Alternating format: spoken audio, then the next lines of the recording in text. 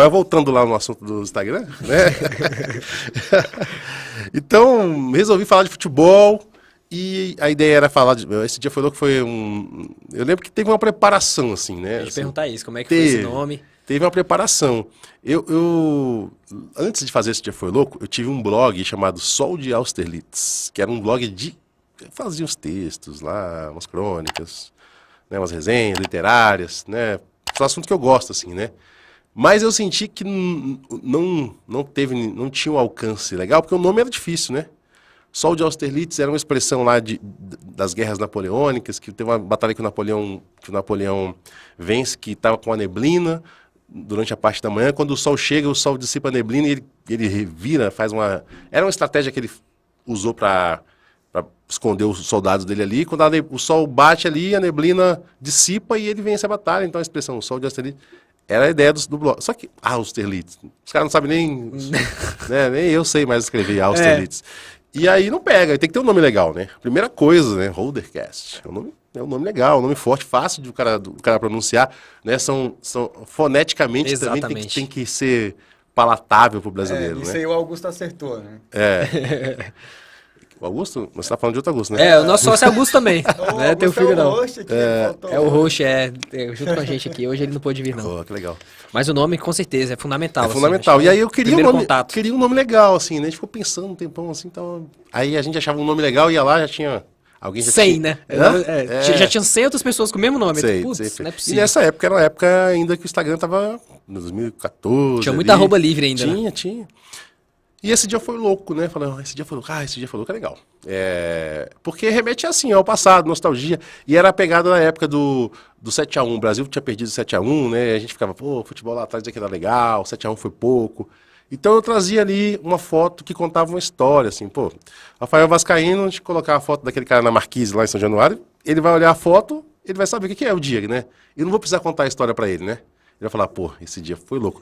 E esse dia foi louco, né? Foi louco e triste. Exato, pode ser tanto pra Exato. uma coisa muito legal, quanto uma coisa triste, né? Pô, esse dia foi louco.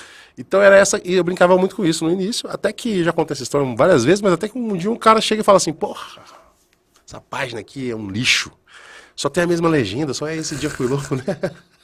Só que eu não queria ter trabalho, né? Eu ia botar a mesma legenda, só eu ia fazer uma curadoria fotográfica. Lembrando que o Instagram era uma rede social de fotografia, né? Hoje já. Hã? Hoje já. Hoje não é.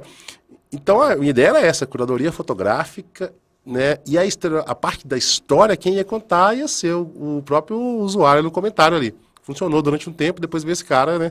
E a partir dali eu falei, eu tenho que dar uma mudada aqui, diversificar. E ele tocou logo quem, né? O cara foi falar de legenda contigo, né? Fala, porra. Aí eu falei, então vamos começar a escrever. Aí comecei a escrever, claro que não foi logo um textão, logo na primeira legenda, né? Foi aumentando ali, à medida que o texto ia agradando, pô, esse texto é legal e tal. Até que chegou no limite ali, na época tinha um limite de 2.200 caracteres. Hoje em dia eu nem sei quanto é.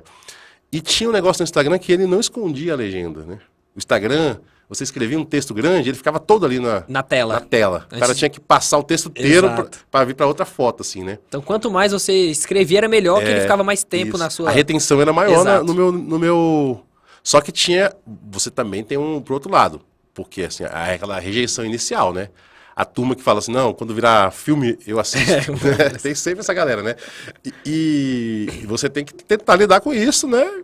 Sim, naquela época eu realmente talvez não soubesse exatamente o que eu estava fazendo.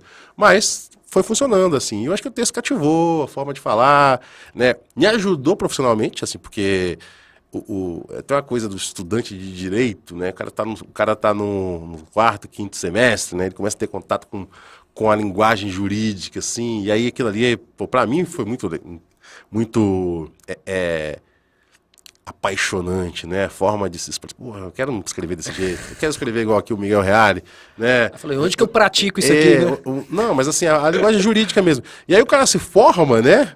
Ele só consegue conversar com os colegas dele, né? Porque se eu falar com um cliente daquele jeito, o cliente não vai entender. É só juridiquês. Não vai entender nada, né? E eu, durante muito tempo, assim, e eu já tinha uma base, assim, literária, né? Então a literatura, apesar de não ter a linguagem jurídica, eu sempre gostei, né, das expressões, né, de aumentar meu vocabulário. E eu confesso que, assim, eu comecei a escrever de uma forma mais clara, de uma forma mais simples, que é melhor para toda a profissão, cara. Se tem uma coisa que que a gente pode dar uma dica assim é isso, cara. Tentar ser o mais objetivo possível, mais claro possível e transmitir a mensagem, né? Então eu aprendi muito nesse processo a me expressar, a me comunicar e foi isso, assim. E aí a partir de um certo momento, cara, eu percebi que tinha um negócio ali, né? Não era só um hobby, né? Como é que foi o crescimento, assim? Começou em que ano? Esse dia foi louco, arroba esse dia foi louco. Foi que ano que começou? É uma dúvida que eu tenho, né? Tipo, eu vi tua página, tem mais de 1 milhão de seguidores, né? Fala, como é que deve ser esse negócio, assim? Porque a gente... Redes mortais, quando vê 3 pessoas entrando... Pô, tô famoso, 3, né?